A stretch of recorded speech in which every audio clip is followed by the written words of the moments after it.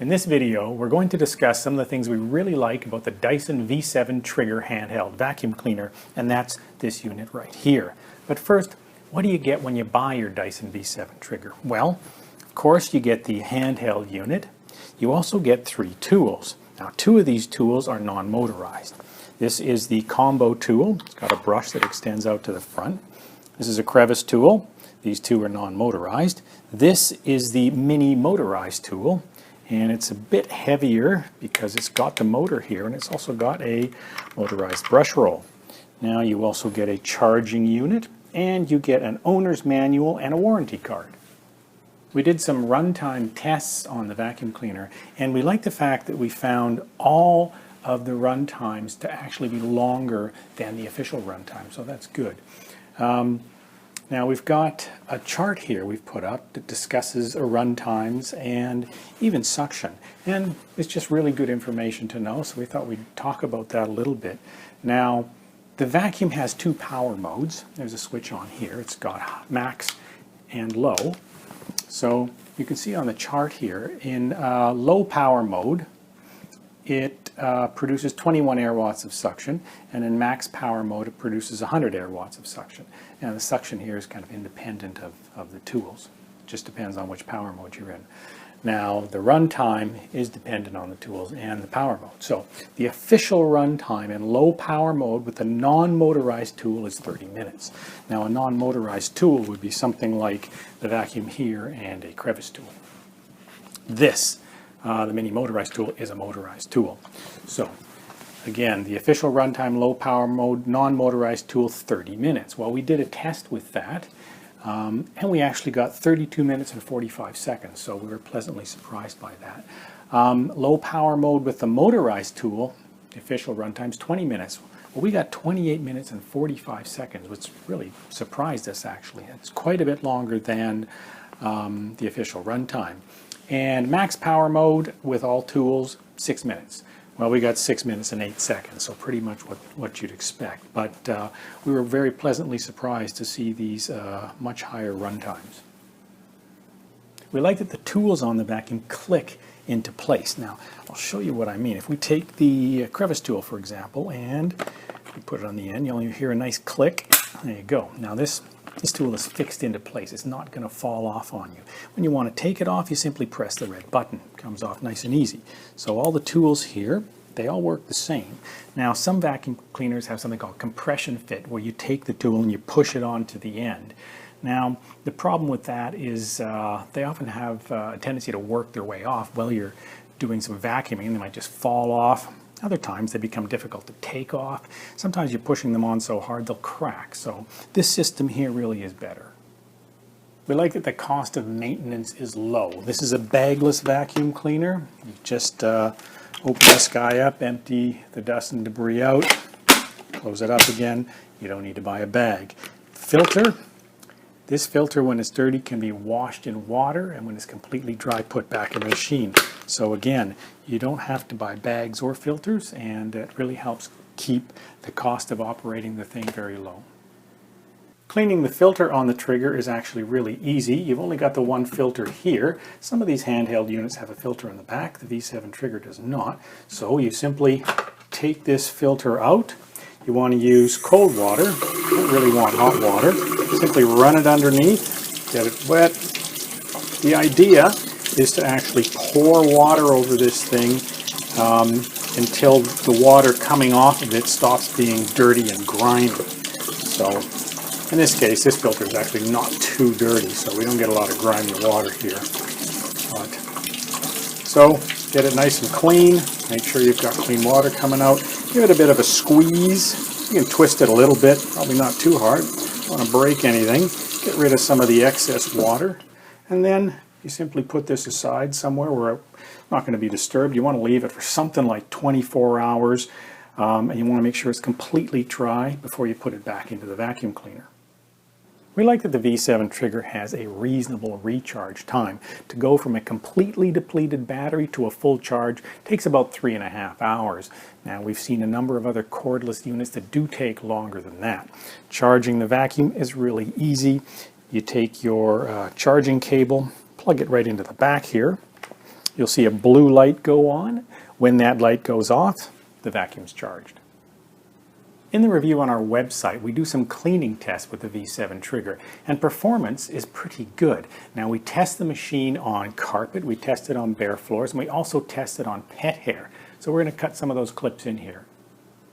Now we're going to test pickup on a short pile carpet. This is our short pile white carpet here. We've put down a bit of an ugly debris field. We've got some very fine ground up Cheerios. We've got flaxseed. We've got green peas, which are larger and heavier. And we've even got these large Cheerios.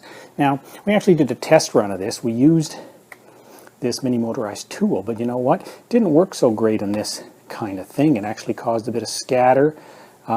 Pickup wasn't exactly what we wanted, so we switched over to just a simple non-powered tool, like this combo tool that comes with the unit, and we're going to put it on low power, and let's just see how that performs.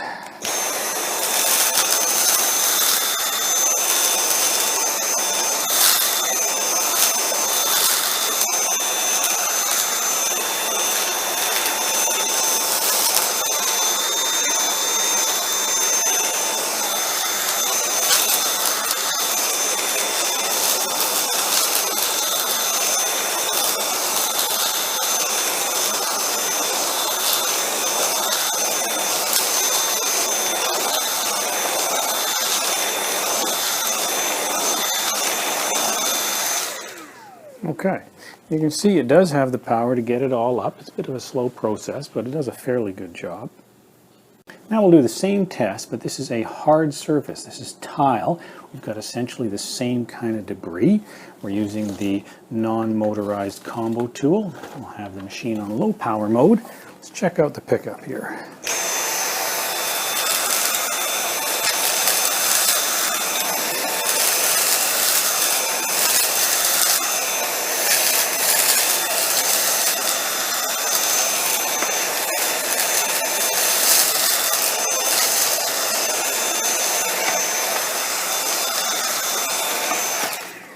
There you go. All in all, pretty good. So we've taken that same debris and put it back down on the hard tile surface. Now we thought we'd put the machine in high power mode just to see how that performance looks. Here we go.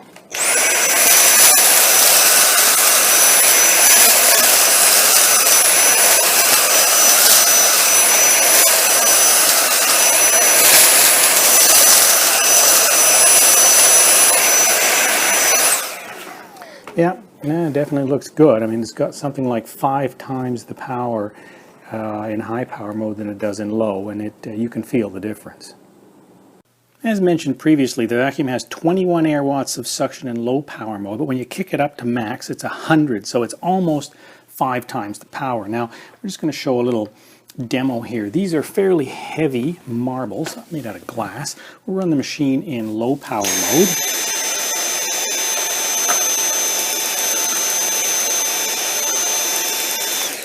Okay, clearly it struggles with that. Okay, so now we're going to kick the machine up to max power mode.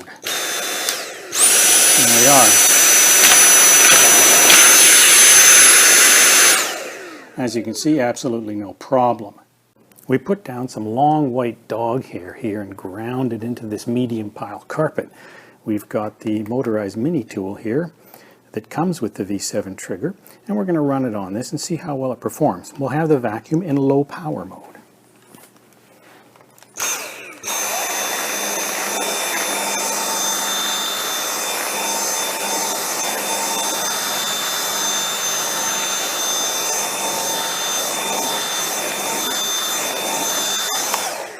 Okay, well, it seems to make fairly short work of that. And here, of course, we've got a lot of tangling.